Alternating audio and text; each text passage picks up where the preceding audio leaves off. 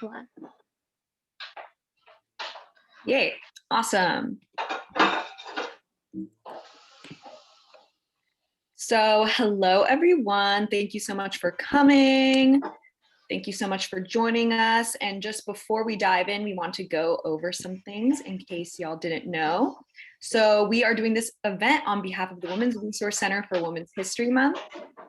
So a little bit about the Women's Resource Center.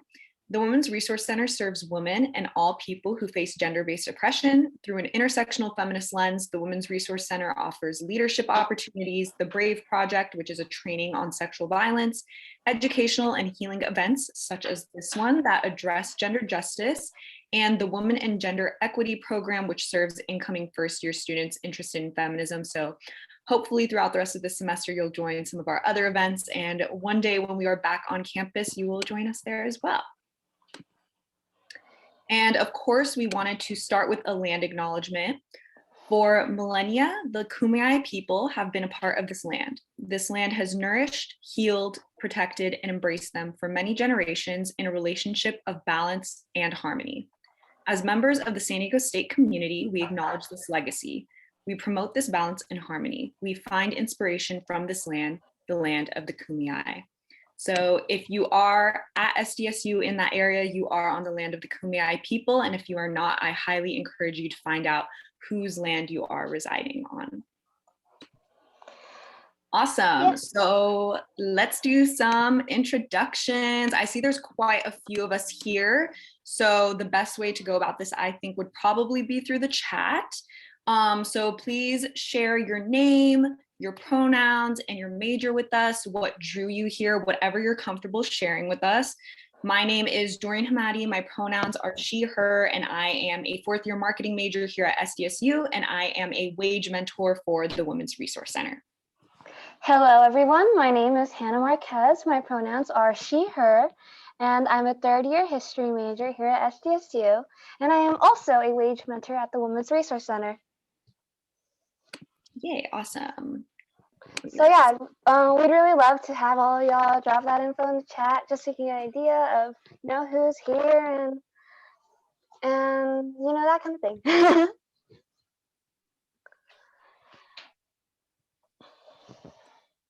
Give that a few minutes. So I'm so excited. We already have such like a different group, because like instead of just being humanities, we're also seeing some STEM people. Super, super excited. Yeah, we've got a great mix already. All right. Woohoo! And we've got Elspeth here. Yes, Elspeth, the awesome director of the WRC. We couldn't do this without her. Awesome. Thank you so much for everyone introducing yourselves. I'm scrolling through right now. I figured out how to see the chat while I'm scrolling, which is amazing.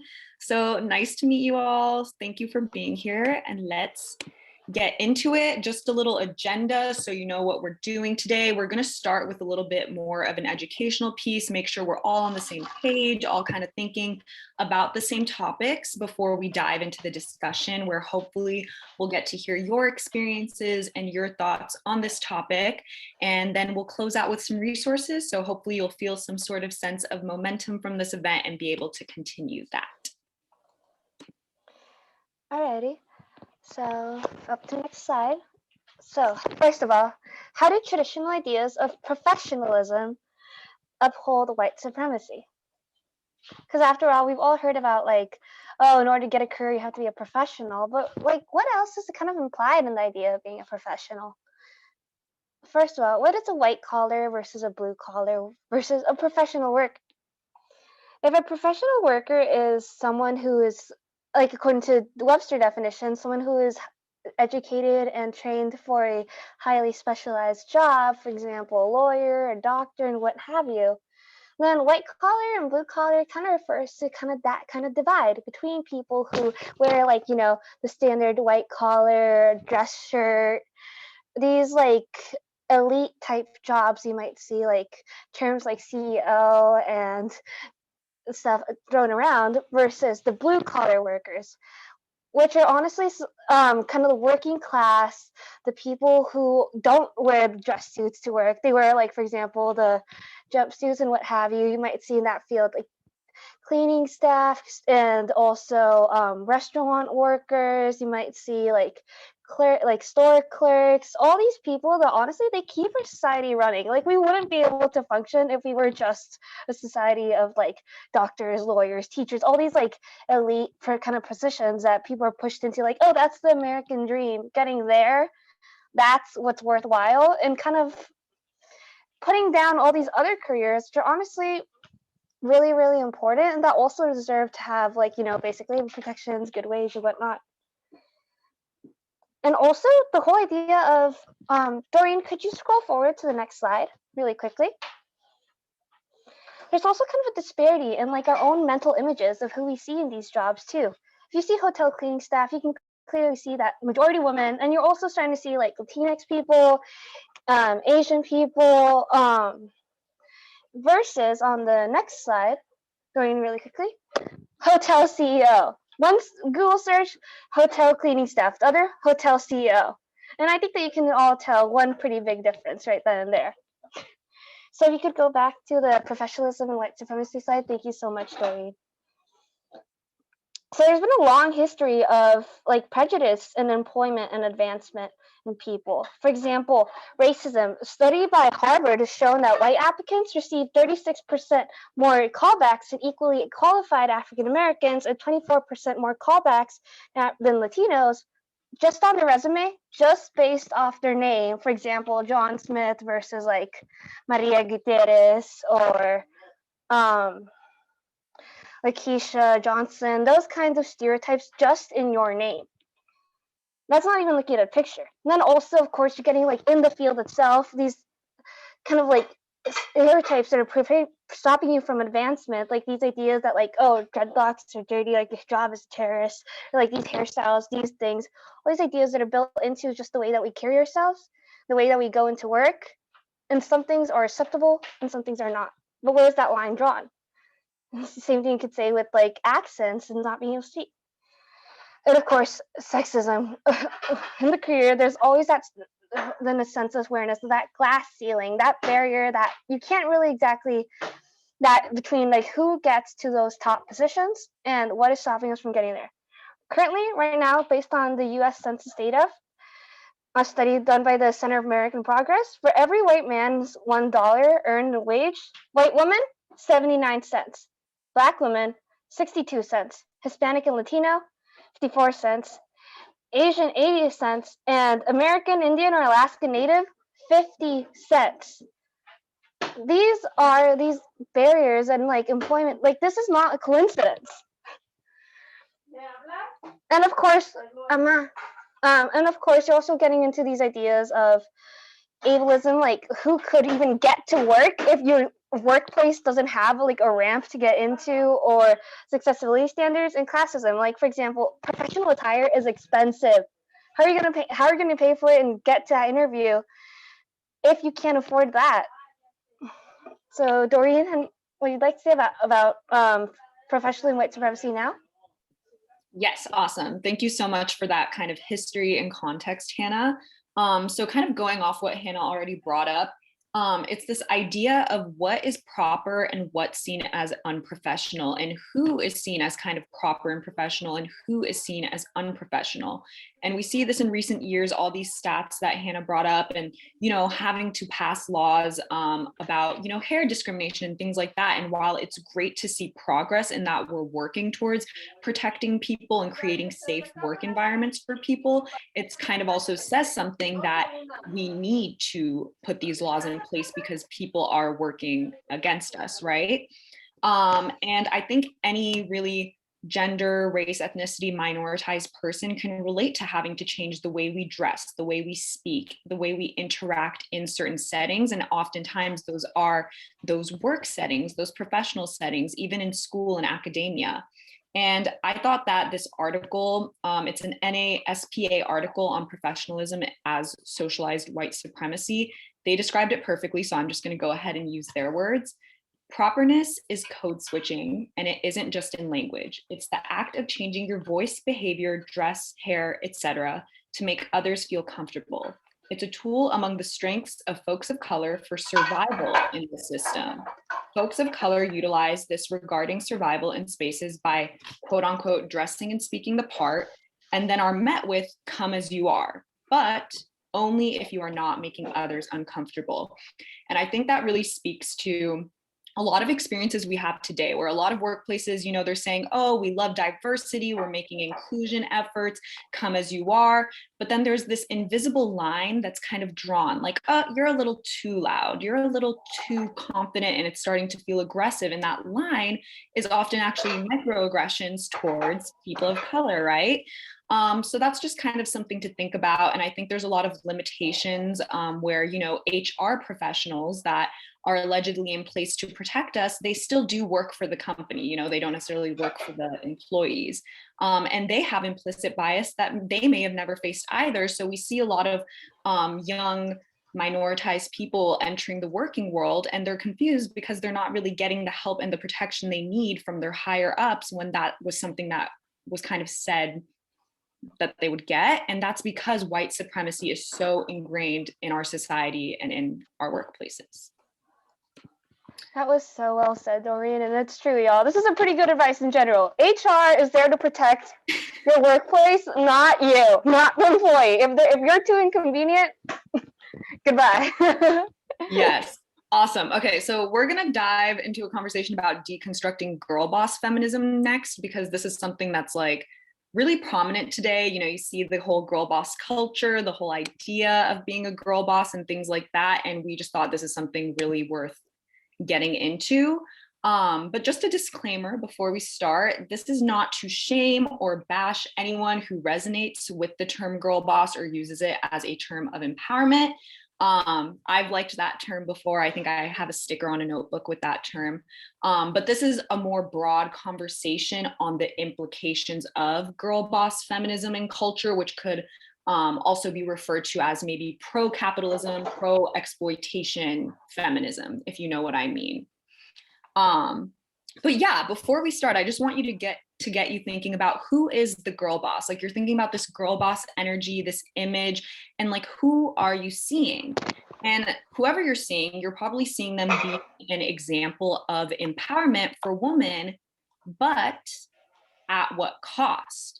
So I think Hannah will dive into this a little bit on the second slide, but basically, being a girl boss kind of comes with this fundamental assumption of differences between the sexes and genders. And it's a little bit essentialist, like, you're either a girl boss or you're like the male CEO.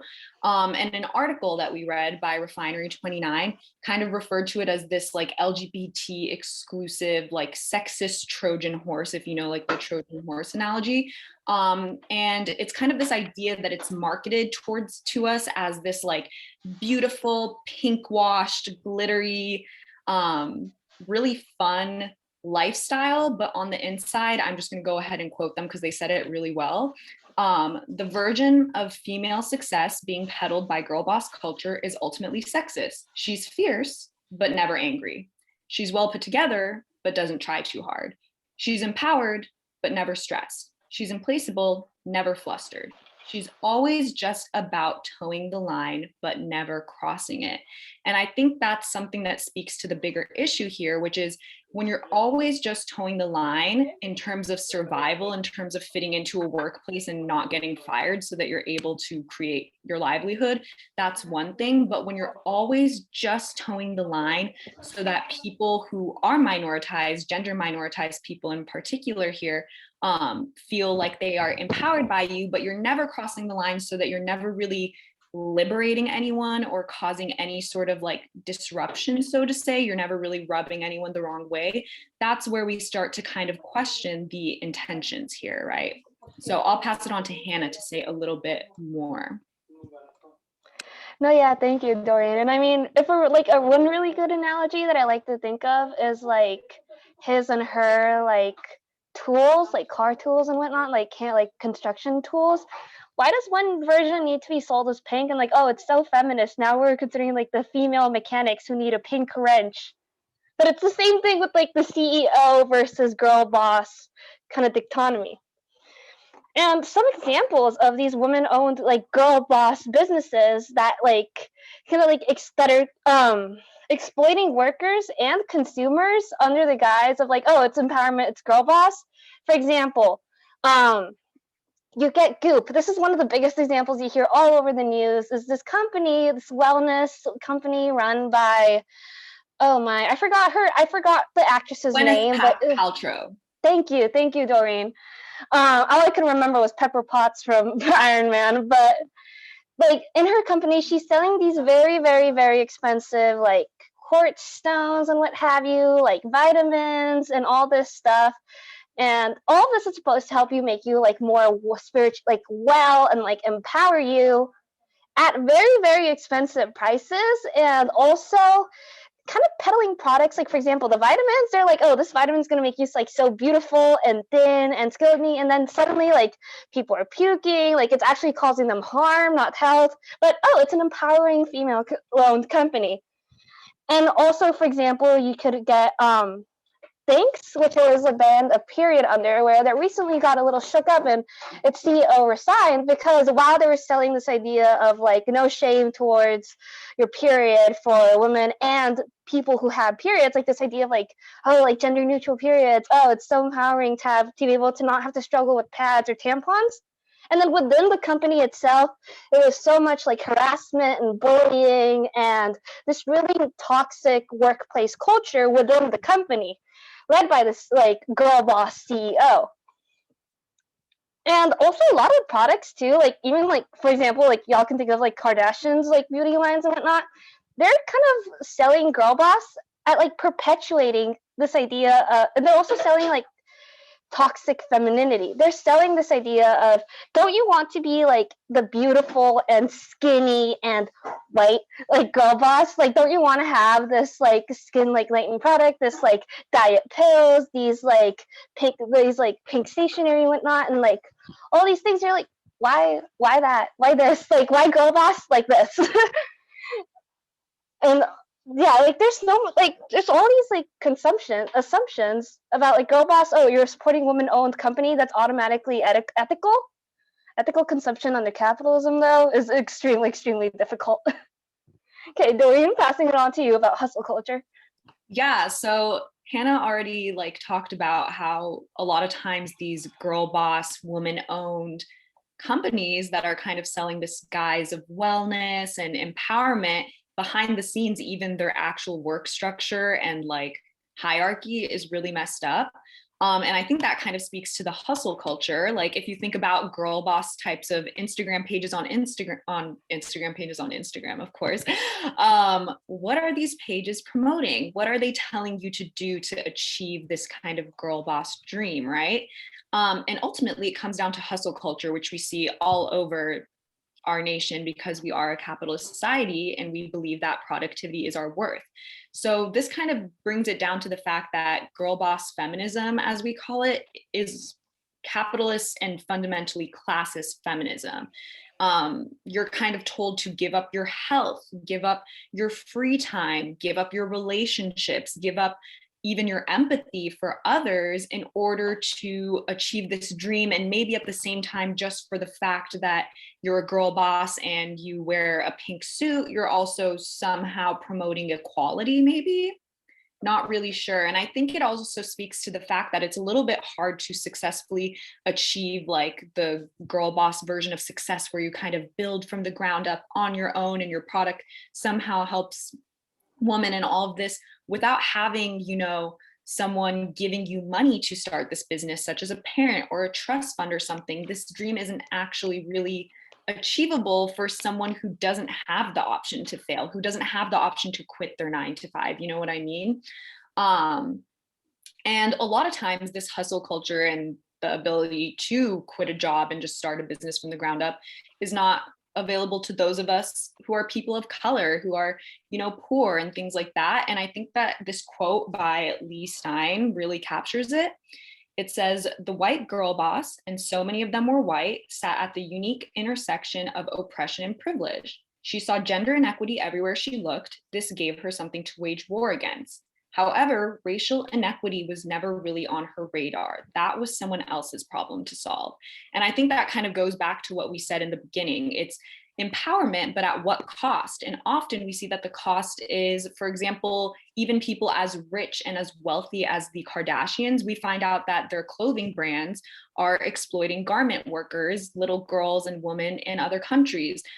We see women who are quitting working somewhere such as Thinx that is allegedly really empowering for periods because of harassment and because they weren't giving proper maternity leave. And it's like, yes, it's really great to be feminist. It's really great to empower women to get into these positions, but are you empowering them to get into these positions to exploit others, to harm others? And when they're in these positions, are they also looking at Black women and brown women the same way? Those are questions that we need to ask. And again, I'm doing a lot of quoting today, but when someone else says it really well, you don't really need to like try to say it another way, you know? So even if their aim is to inspire, each of these women's personal journeys and varied backstories promote an aesthetically pleasing, watered down feminism that often ignores the importance of intersectional empowerment and also happens to add major value to their brands. So if your feminism and your empowerment is more for the purpose of gaining customers and being liked, and rather than for the reason of liberating others, I believe that it is time to rethink your values and rethink your kind of structure. Yeah, go ahead. Sorry, Dorian, didn't mean to interrupt. Like, exactly. Like, that's the whole thing. Like, I love the color pink. I'm wearing a pink jacket right now. But if you're gonna paint your capitalism pink and sell it as female empowerment, why? Like, you can't do that. Like, you can't be the girl boss. Like, you can be a girl boss and still be the awful boss of nightmares.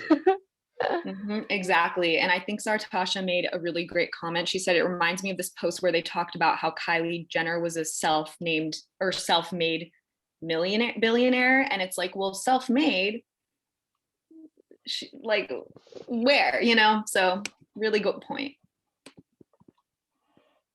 I know we talked a lot about context, kind of the negatives, the bad parts, but all of this conversation is important not only to talk about our own experiences, but also to talk about how we can practice intersectional feminism in the workplace, because we can, and there can be a beautiful future where our workspaces are not exploiting us and making us feel bad about who we are. So we're taking this from an article from Everyday Feminism, which we can drop the link in the chat in a minute for that article in case you want to like read it more fully. But for the sake of time, we're just going to touch on the main points of it because they described it really well. From a feminist perspective, this means our understanding of good and ideal power and leadership structures and styles are patriarchal, and thus value what is seen as masculine and revere maleness above all. So that's why norms around leadership reinforce hierarchies and broad divisions of labor. It's why our leaders so often see employee potential and capability through a lens shaped by stereotypes about gender, sex, race, class, and national origin. It's why we view workplaces as environments where power and respect are rooted in dominance, violence, and authority. A patriarchal workplace is a toxic workplace. It's competitive, inflexible, authoritarian, and driven by output and results, not human potential and fulfillment. So feminist leadership is about fundamentally changing what power looks like at work, changing it from that patriarchal power dominance, kind of put others down to get yourself up, to more about human potential, human fulfillment, and things like that.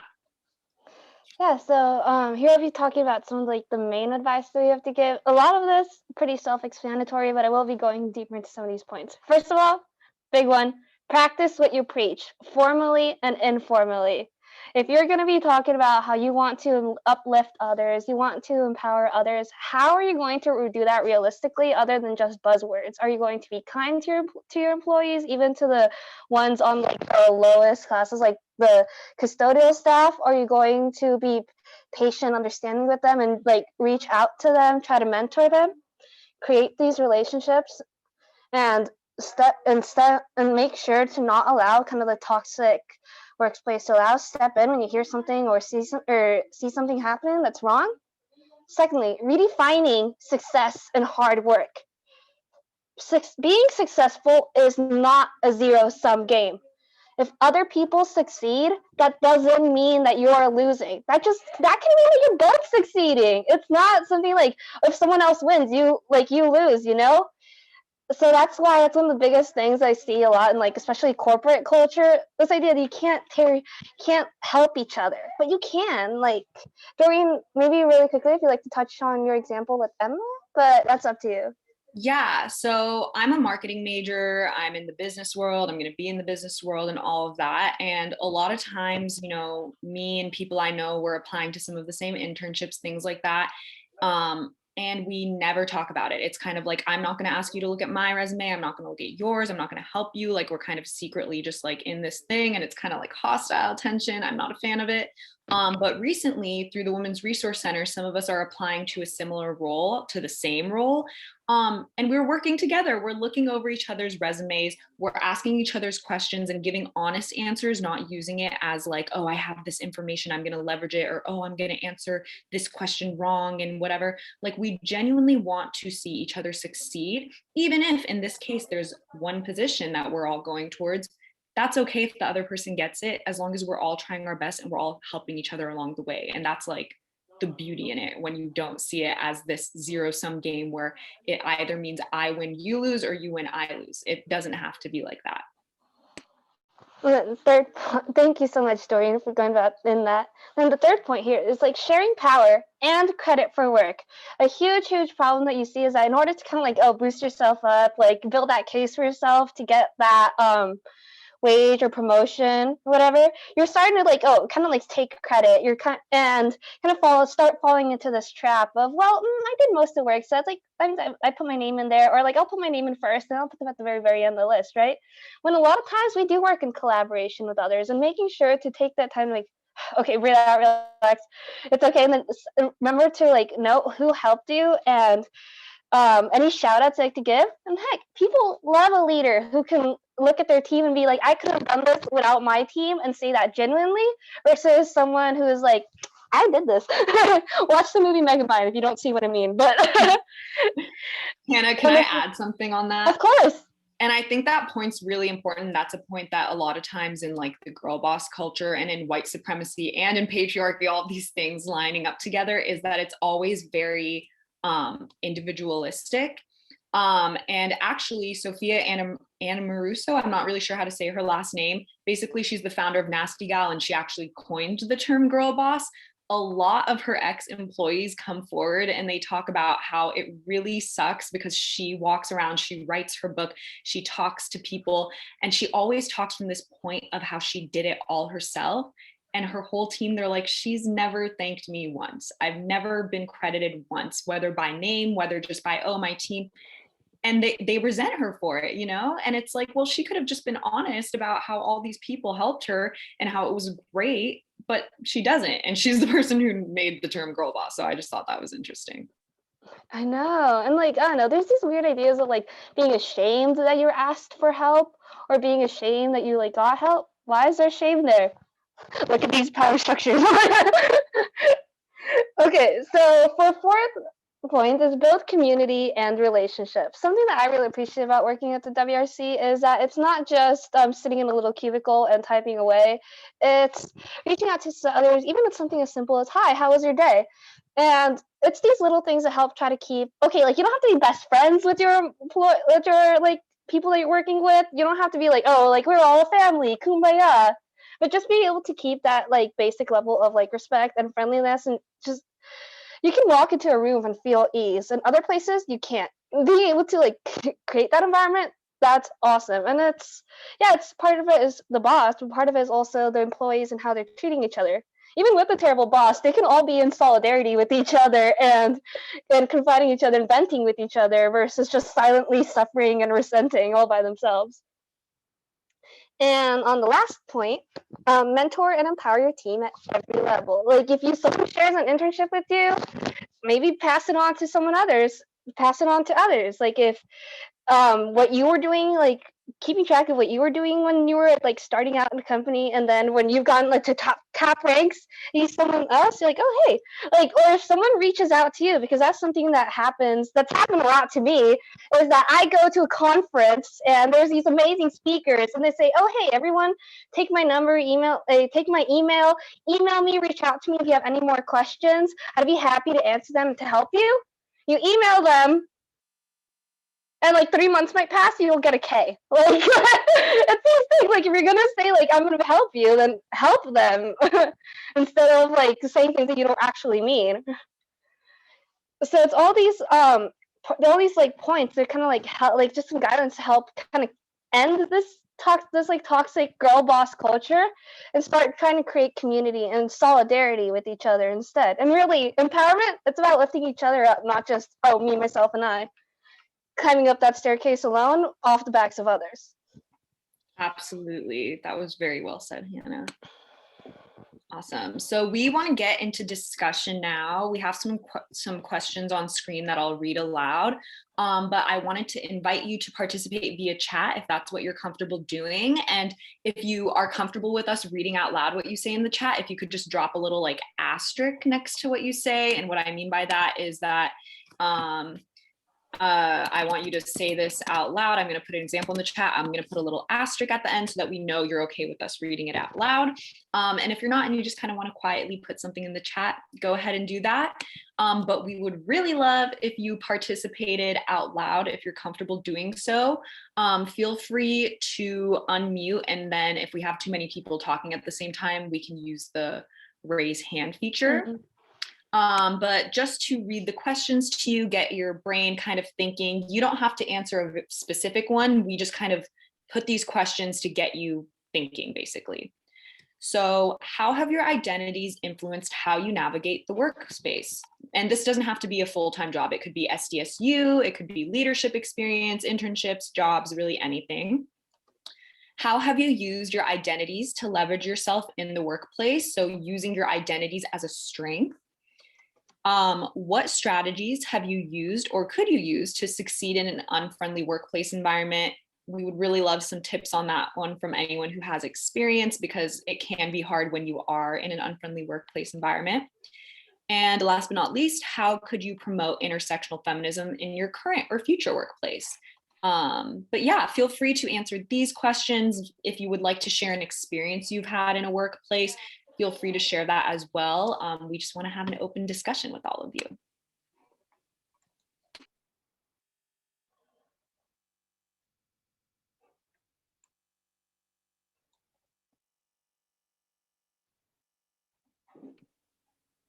Also wanted to say, don't feel pressured to participate as well. We can always just do it through chat. And for example, I could go first if anyone would like to break the ice, you know. Okay, so all of y'all, I am a queer Latina woman. And that is something that I have to carry with me into every workspace that I go into. It's going to be a place where I can talk about the relationships I have with others, because it's going to be a space where I can talk about my race and my culture, or have to kind of like whitewash myself in order to not make others feel uncomfortable. Because in some places that I've been to, there's definitely that kind of air of like, oh yeah, Mexico, that's a safe country, right? It's just a lot of stuff that you hear in the news and versus other workspaces where I can be like, oh my god, I had that, like, I got some for breakfast today. I had some chilaquiles. It was so delicious. Like, man, I love listening to like ranchera music, even though it's so old school, but it's still cool.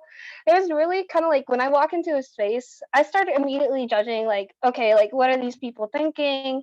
How accepting and tolerant are they going to be? And also, coming out isn't just a one day, like you announce it and suddenly there's like a Facebook status symbol above your head. It's something that you have to do in every single space that you kind of walk into. It's something you have to decide, is this something gonna do? And you're gonna have to keep saying it like every single rest of the day of your life in different situations, new people that you meet. But luckily, like I said, I've personally, my strategy is try to promote like intersectional feminism and try to like succeed in like an unfriendly workspace environment. Is first of all like not backing down, but being very, very polite about it, especially when I'm talking to someone who is above me and in like terms of hierarchy, and also trying to like, pass on those opportunities. If I hear about an internship or something, I'm gonna be passing on to everyone I know. And like really trying to like keep up those, make myself open as a mentor, or as for anyone who likes it. I am a wage mentor, but making sure that I'm like committing to it instead of just saying I'll help you and then I don't follow through. So that's just me. I know that, y'all. Yeah, thank you so much for sharing that, Hannah. Yeah, I feel like something that has been really like amazing and like pivotal to like my growth is working at the Women's Resource Center. Again, I'm a business major. The culture is very it's kind of that hustle culture thing, you know? And when I remember when I first applied to the Women's Resource Center, I was so like overly professional and just like afraid that like, oh, if I don't call someone miss or mister whatever, or like blah blah blah, they're gonna think that I'm like not professional and I have no clue what I'm doing and this, and if I say like one time in a sentence they're gonna think I'm an idiot and da da da. Oh my gosh, it was so stressful. And at the Women's Resource Center, like it's just like Hannah already spoke about it a little bit, but it's like a place where you can like really be yourself, and it's a place where we actually like care about each other. And it's really interesting because at the same time, I feel like a lot of corporations and really large businesses have been kind of like co-opting like language that like social justice movements use and things like that. And they try to kind of market their roles as like, we're a family here, like, oh, like we really care about diversity and inclusion and whatever. And then it turns out like you get there and you're like, oh, we're like a family here, meaning you're gonna like gaslight me into working overtime with no pay, that type of family. Not whereas at the Women's Resource Center, like something I can share is at the beginning of our staff meetings, like we dedicate a lot of time to just talking about how we're doing mentally and how our weeks went and where we're at, because that's really important to know when you're working with people. But yeah, that's just something that I thought was like a really big difference. I was working an internship last semester that was pretty girl boss culture vibes. And while we were simultaneously making posts about like taking care of yourself and like inspirational quotes and stuff, someone like didn't come to a staff meeting because they had a death in the family, and like the person in charge was like not happy about it, you know? So it's just little things like that that like make the biggest difference and say a lot. And I saw we had something in the chat from Serena.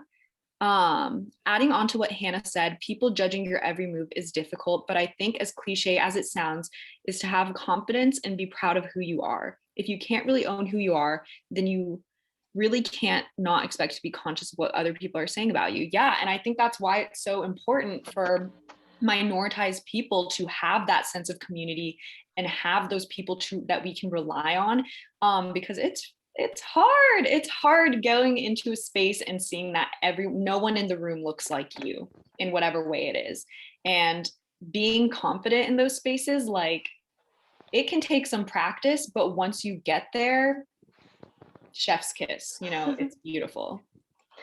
And yeah, and we also have another comment from Haley Lepine. It says, I definitely had to be cautious as a young woman working in customer service. I had several experiences in which male customers saw my age and gender as an excuse to make uncomfortable comments.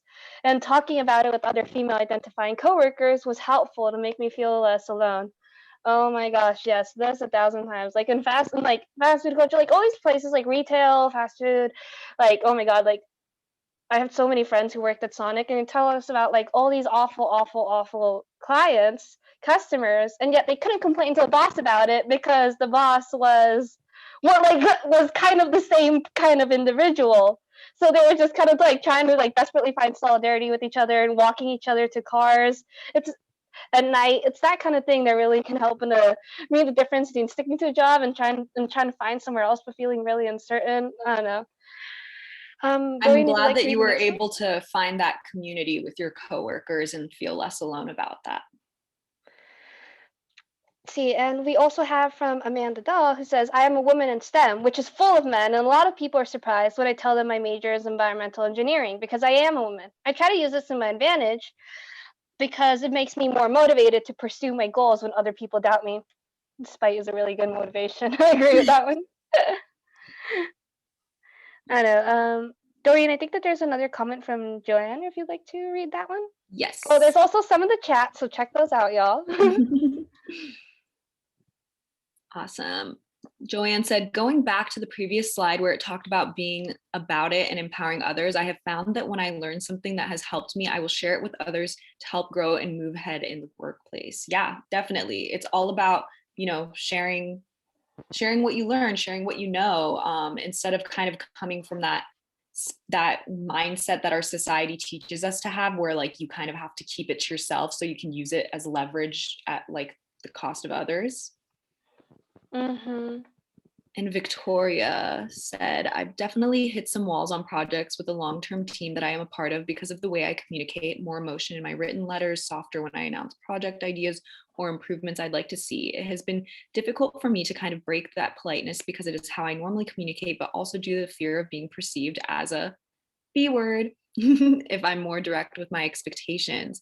Yeah, Victoria, definitely. I think that also opens up a larger conversation that I've been seeing a lot of people have online, where a lot of times where we talk about women being empowered in the workplace, it's like, stop putting exclamation points and smiley face in your emails, like be straightforward, do this. But then a lot of times when we do that, we're seen as, B word, as you said. But also sometimes maybe it feels like you're not being yourself when you do that. Like, for example, I love to write an email that's a paragraph full of exclamation points and put a nice little colon, parenthesis, smiley face at the end. And I just feel like that's who I am. That's the energy I have. But sadly, some people perceive that as me being very weak and very feminine. So that's also a conversation to have, is like, what do we want to kind of not do because it's what we've been socialized to do, but what also do we kind of want to keep on doing because it's who we are? Totally. I can relate to that one too.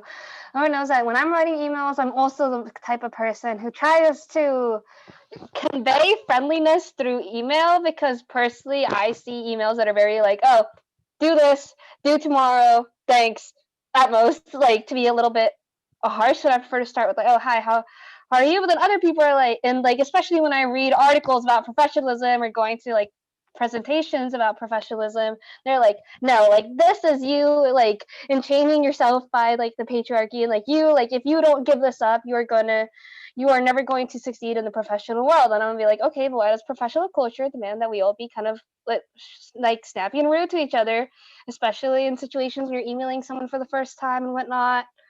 And then like people complain about each other, like, oh, they're so cold, like they communicate so harshly. Like I'm like, why do you think we invented these like exclamation points and whatnot for a reason, like in emojis for a reason? So I don't know, it's a complicated conversation. Definitely. Oh, sorry, I want to catch up in the chat really fast. It looks like people are saying some great things. No, yeah, like people are saying such great things in the chat about like, their like perspective and trying to like bring being themselves authentically in the workplace, while also like challenging themselves to like, move forward and keep pushing forward. And kind of like a lot of like a very, very common workplace culture of, hold on, stay back, wait a minute, like wait, there's other people more deserving of the role, and like all of y'all are deserving of whatever roles you're trying to go for, whether it's grad school or a really awesome internship or job. Something to keep in mind. Yeah, it reminds me of a book I read. It's called Nice Girls Don't Get the Corner Office. And if you don't get the reference, like the corner office is usually like the CEO's big, like window, nice office. And kind of the idea of the book is that, like, if you're a woman, like, you're kind of socialized to be really soft and really nice and kind of tiptoe around things. And that's never really going to get you what you want. You know what I mean? But I kind of struggled with reading that book because a lot of it I kind of felt like was telling me to discard any sort of femininity that I had and kind of adhere to that masculine, violent, like power dynamic in order to crawl up. And and in the end, I learned some great lessons from that book. And I was like, okay, yeah, like sometimes I just need to like go for it, but also I can be myself, you know? But one thing that I did learn in that book that I thought was really interesting was if you're a woman or a person of color or both, something that they talked about was how you have like one of those things, how you tiptoe around. But one really great thing they said is like, when you start working somewhere and you're not sure what the culture is yet, and if they like are the type of people who have a lot of implicit or explicit bias, don't start your work time there by getting people coffee, bringing people donuts or anything like that. Because if they're the type of people, the type of organization with a lot of implicit bias, they're going to immediately, because of your identity, and then because you did that, kind of place you as lower than them, kind of as like the help. That was something that I thought was kind of like interesting and notable. But then I was also like, I love to bring snacks for people. So much to think about, you know? And honestly, I'd like to give a shout out to, although it's not mentioned, it's not like, I won't say it because it's just for chat, but there's also people whose their communication style is being direct, is being like very like to the point and communicative. And also there's work situations you're just trying to communicate as quickly as possible to get stuff done. And it's perfectly okay too to like be like that kind of like direct, like professional, like your natural speaking language is that like professional speaking language, but it's having that understanding that different people have different speaking languages and like and different communication styles, and like embracing and accepting all of them as like, and I mean, and like that's kind of the thing they're kind of aiming for, is that yeah, we're different, but that's okay. And that's something that should be celebrated in the workspace and used for its strengths instead of like seen as a weakness. And I'm seeing some things in the chat to be shared. For example, Joanne Rura too is going back to a previous slide. Oh wait, no, hold on. What's being said? Oh, okay, yeah. This is my Elspeth. Sorry, I read the wrong one. This is such a good conversation. It makes me think of the Audre Lorde quote where it says something like, "It is not our differences that divide us. It is our inability to celebrate these differences." And I think it's great that we have different communication and leadership styles. See, and like, yeah, like totally, like we all like communicate differently and like stuff, but it's just these like workplace kind of like norms that said you have to fit into very one specific narrow role, and if you don't, you're not gonna succeed. Or even like, especially even if you're a minority or like you don't conform to it, they're like, okay, fine, you can conform, but only if you fit into like our very narrow specific idea, girl boss idea of what it's like to not conform in a workplace, then you can move forward and succeed. But like, why?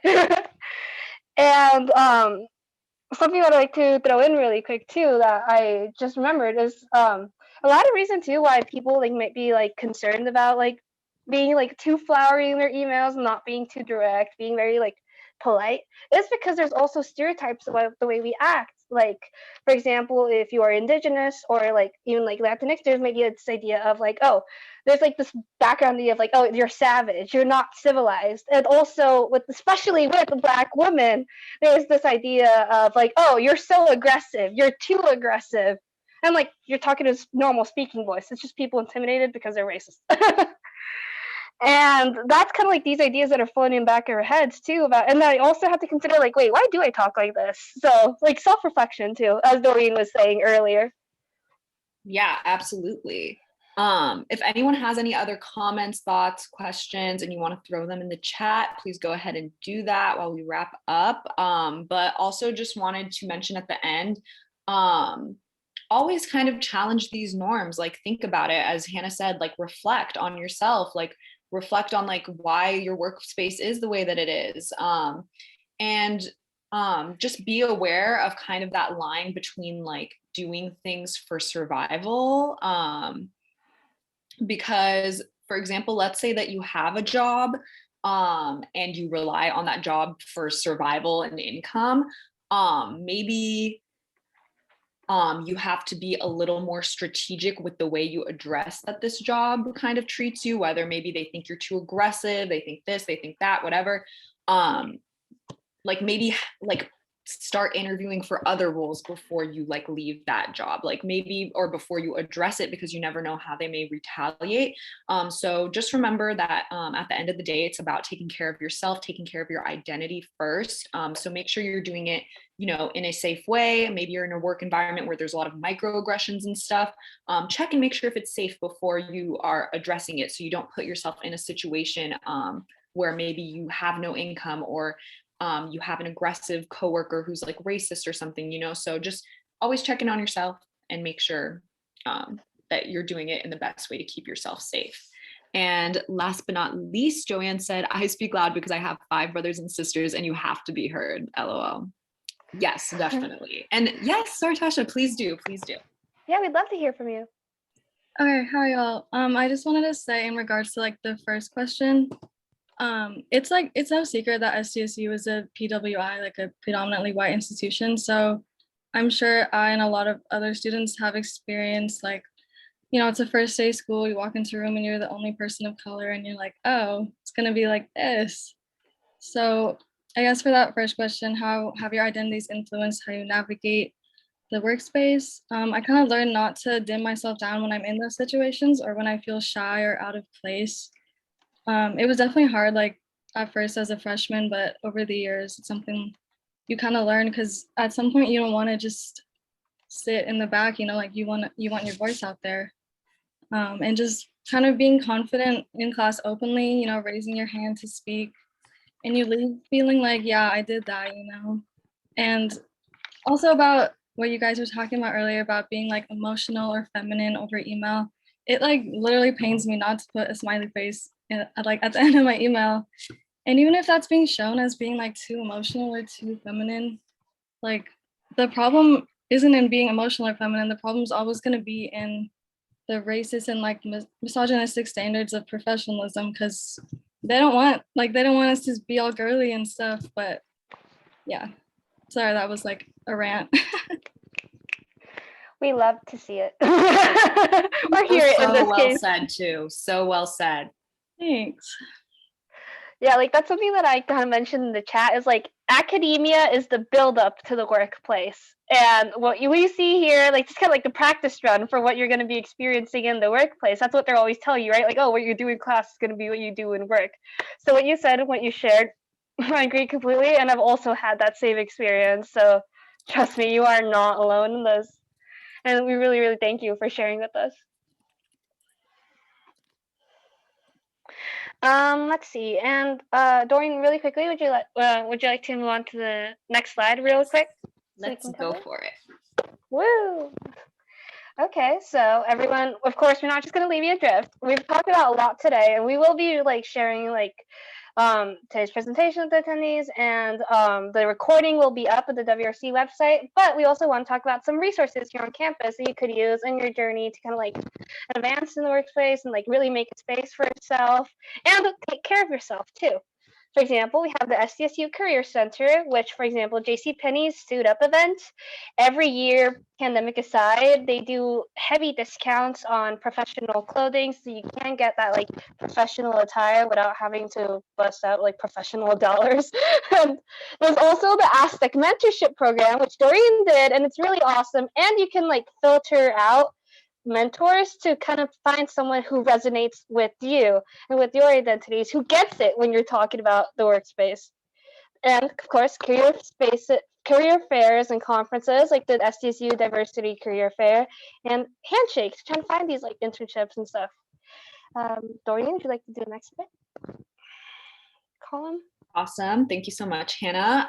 And then we just want to shout out some identity-based academic organizations at SDSU, just some off the top of our head that we wrote here. For business, there's Women in Business, there's Black Business Society, there's Out for Business, and I'm sure there's a lot more.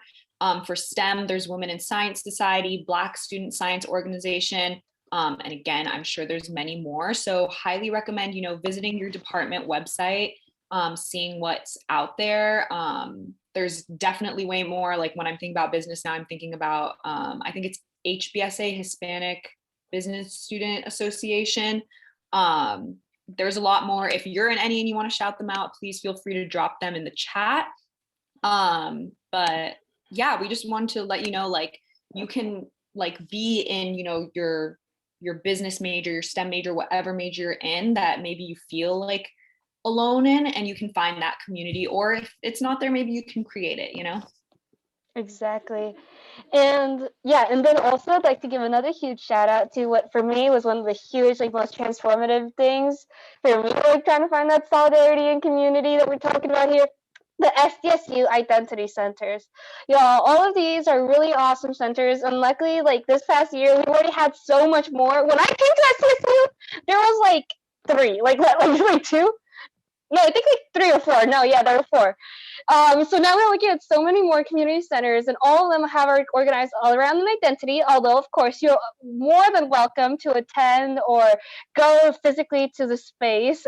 Allies are so welcome, and they host events like these and others, and even just like community hangout times. Let's watch a movie together. Let's hang out together. Places where you can meet people who can, and that you can talk to people and like learn about things and be like, someone else gets it. It happens to someone else too. It's not just me. And also, like, there's help. Like I said, there's help out there. Don't be afraid to ask for help. Don't be afraid to reach out to others and make use of these resources because y'all are paying for these with your tuition. Make use of them.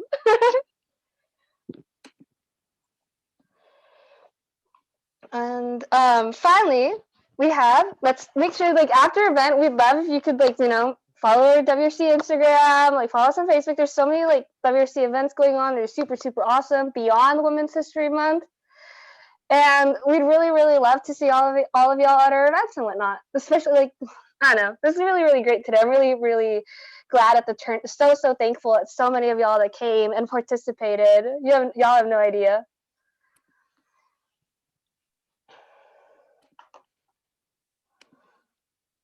Awesome. Thank you so much, everyone, for joining us today. We're going to be hanging out on Zoom just for like a couple minutes longer in case anyone had any questions or concerns. But thank you so much for joining us. And yeah, we hope that maybe you learned something, maybe you got to contribute and it felt really good. Yeah, I'll stop the recording really quick.